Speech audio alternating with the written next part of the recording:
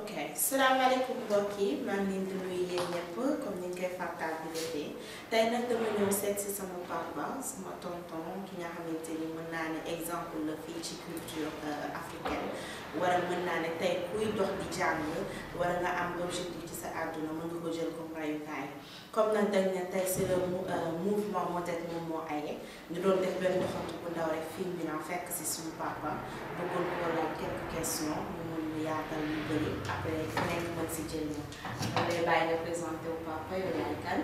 pour ñi lay seetaan man moom du ma laajte yaay kan. papa yaay kan la kenn mosul dégg waaw man de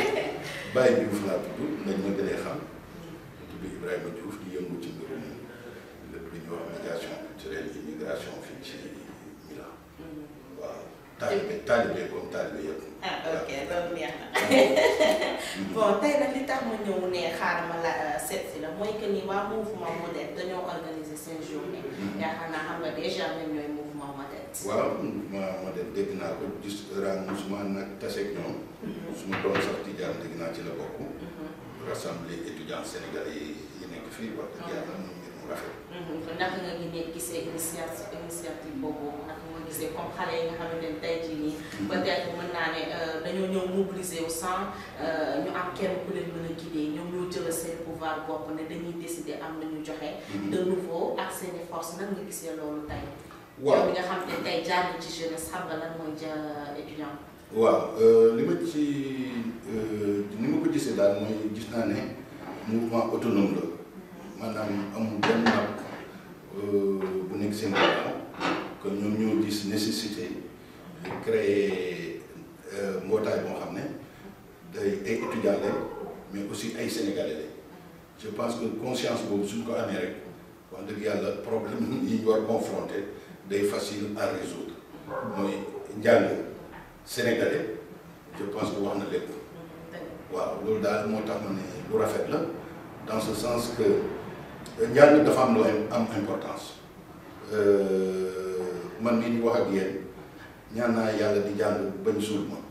ba jóge fi ci àddina parce que ñàkk xam ay problèmes yu bëri da koy indi comme ni ko woy boobu waxoon lees waxul maanaam gis mu leer rek nga fa ne fii ay jamono fi nekk loolu day nax nit ñu bëri te loolu lu tax mu nit ñi mën koo dindi rek mooy nga jàng boo rek liñ yéen wax naa ko ci suma benn chronique bu ma def nee naa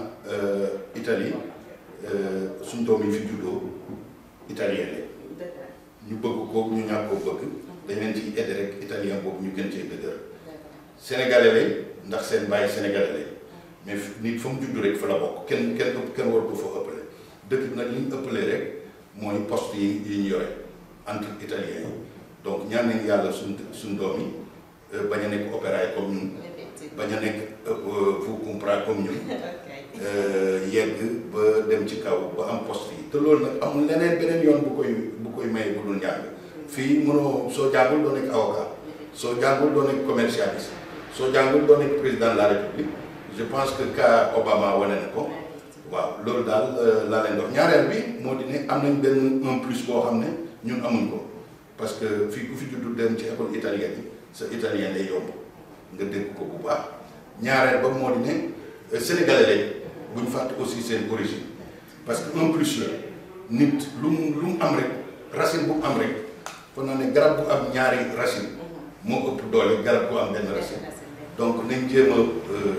italien kenn du leen wax jàng nañ ko jàng parce que mën nañ ci yokk français bi suñ ci mën a yokk anglais bi loolu en plus la rek ba noppi nag di xam culture sénégalaise parce que ni ñu amee droit Italie noonu la ñu amee droit Sénégal te droit boobu nag waroon ci nelawal benn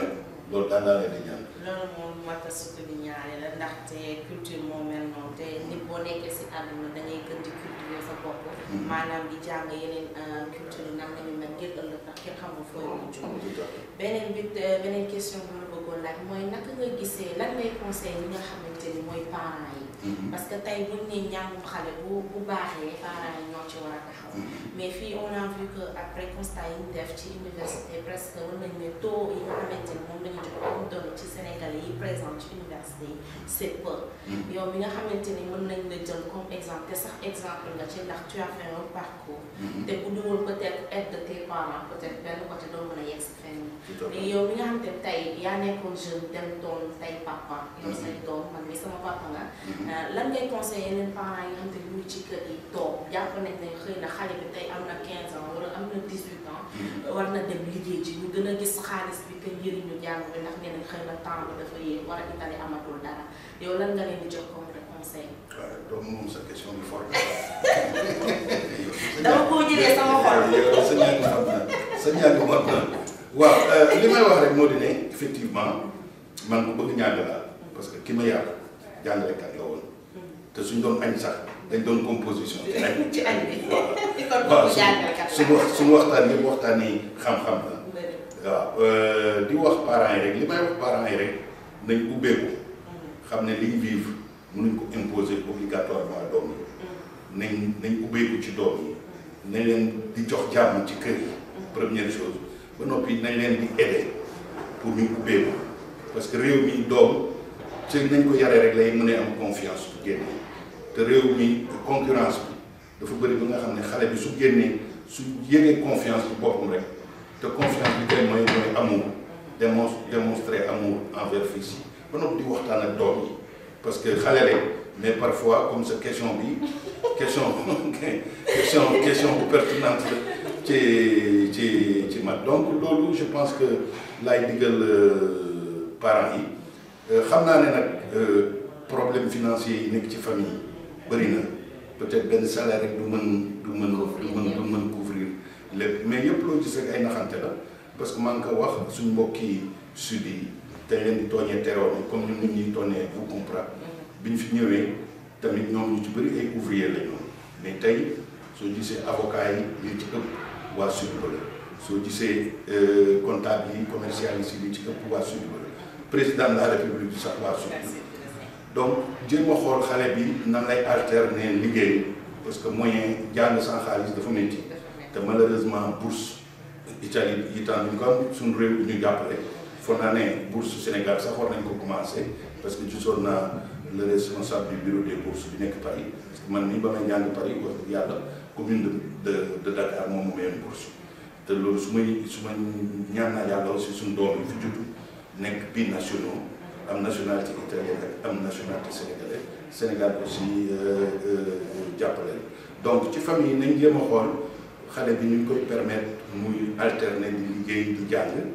di wax xale yi njàng baax na mais aussi nañ jàng loo xam ne daf leen di ëllëg daf leen di may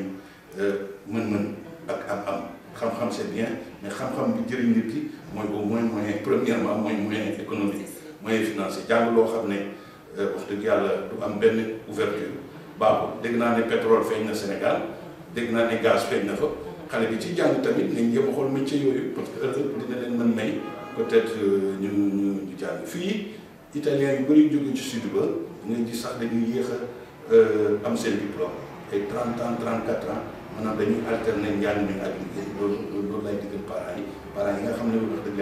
yàlla may leen moyen pour ñu financer seen njàng doomu 100%. waaw léegi ba noppi nag formation njàng du université rek c'est vrai université gën a mag mais am yeneen formation yu gaaw yoo xam ne daf lay may nga am responsabilité ci entreprise yi mel noonu yooyu tamit nañ ko testé. pour conclure lu jëm ci wàllu modèle bi aussi lan nga leen di conseil ñoom ñi nga xamante ni ay xale lañ samay morom comme ni nga ko waxee sànq wekkuñu seen dara ci mag wala ci kenn dañoo bëgg a mobiliser seen force redonner espoir joxe li nga xamante ni moom mooy ay aide ci suñu diggante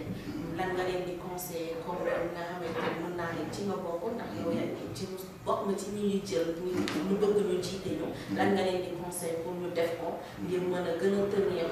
boobu léegi bi ñu am ci suñu diggante et tamit jox force lii di mouvement bu ëllëg ñu mën ko dégg ci neneen lu ëpp si lii. waaw li ma leen di digg rek mooy ci presque jot naa ko mooy li ñuy wax enracinement ak ouverture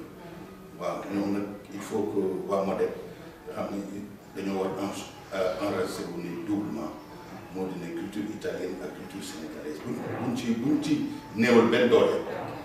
ñaareel bi moo di ne nañ ouverture maanaam nañ ubbeeku xool yeneen communauté yi yeneen culture yi nekk ci dëkk bi ñu ci am curiosité di jëflante ak ñoom ba noppi nañ créer des moyens de promotion yoo xam ne seen jeunes yi dinañ ci mën dugg yeneen formation bu ñu xool rek formation universitaire mais yéen formation yi fii ci dëkk bi baax na bëri nañu waaw loolu daal laay wax ba noppi nag am solidarité yéen jàpp ci seen biir nañu ambitieux mais aussi bu ñu fàtte utum xaalis parce que wax dëgg yàlla famille waaw utum xaalis njàng buy maye xaalis fanaa rek moo gëm njàng bu maye xaalis xam-xam bu maye xaalis waaw loolu daal laa lay doon digal kon nag dañ lay bàyyi pour liggéey dañ la xaw a bett liggéey bi ñu lay xaar xam naa du ñàkk dinañ la xaar le 4 incha allah ci démonstration bi ñu bëgg a def. incha allah ça me fera plaisir nga ñëw fekkee ko teewee kon mbokk yi nañ leen dem seetiwaat yeneen temps yi. Asalaamaaleykum la communauté sénégalaise de la diaspora plus précisément d'Italie maa ngi ziar ñëpp di leen nuyu ku si nekk sa tur ak sa sant. C'est Abdou Khadir Diokhane, coordonnateur mouvement NSK, Natangué Sénégal ak Karim Wade, l'ECO Italie. Un mouvement bu yëngu ci mbirum développement social et politique aussi. Am choix comme Karim Wade, notre candidat pour le développement et la prospérité du Sénégal. Doon wax aussi sama opinion ci sama vision, xam ne aussi en tant que parent aussi citoyen sénégalais dañu war a gën a gëm suñu doom yi nekk fii en Italie partout dans la diaspora que ñu leen di gën a ñaax ñu dem di jàngi poursuivre les études ba nga xamante ni ëllëg tey jii lépp lu nga xamante ni nit muy lijaasa di xam-xam dans le monde doomu sénégalais war na fa mën a nekk jël fa numéro 1. parce que man sama objectif mooy que tout jeune sénégalais du 21e siècle war a mën a nekk numéro 1 dans le monde te loolu li koy maye mooy nit ki gëm boppam d'abord. Gëm boppam xam fi mu bokk xam fi mu jógee parce que Sénégal ku xam ne a toujours regroupé des grands hommes et puis des savants donc ñàkk jànge Sénégal ñëw jànge en Europe bien vrai langue bi en Italie c'est un peu différent par rapport ak suñu réalité mais je pense que waru mën a tax nit ki waru mën a doon dara waru ko mën a gëm parce que xam-xam du ci làkk xam-xam la tudd je pense que mën nga am xam-xam ci làkk bu nekk du tee aussi nga doon ki nga war a doon. Bien vrai que aussi y a les moyens qui vont poser un peu sur les parents maanaam si waajur yi moyens ñun ñu nekk fii di ay immigrés moyens pour faire suivre suñu doom yi ñu jàng ba am si yenn niveau yi au niveau des universités dina xaw a difficile di peser dina am benn diisaay suñu kaw mais ku ko ci mën nga gën a jàppale say doom pousse leen ñu jàng pas que ne dañu war a nekk opérateur comme ñun. parce que àdduna loo gis lu nekk rek dama jàpp ne escalier la ñun mën nañ doon lii mais suñu doom war nañ mën a doon leneen. ñoom tam seen i doom war a mën a doon leneen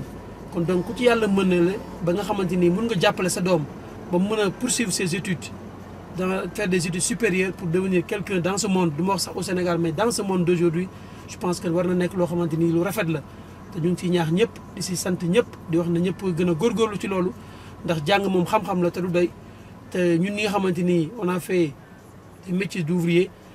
suñu destin la woon te suñu doom yi nañ leen pousse ñu def beneen yoon je pense que mooy intérêt wu Sénégal di intérêt wu aussi le monde actuel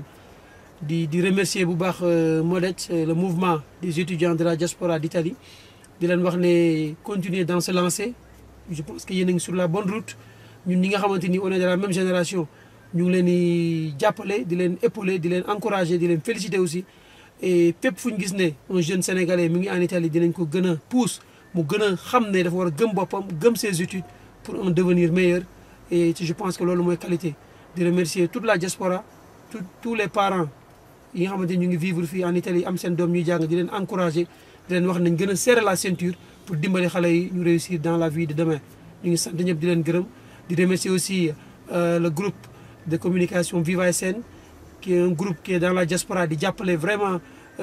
sénégalais yi communauté bi yëpp muy si politique bi si événement religieux yi si partout li nga xamante ni daal mu ngi xew ci diaspora bi ñoom ñu ngi ciy jàpp di def li nga xamante ni mooy seen kéemtalaay kattan donc maa ngi remercier ñëpp par le biais de l'administrateur Elimane Diouf di remercier toute l'équipe de Viva SN et aussi di remercier toute la communauté sénégalaise jërë ngeen jëf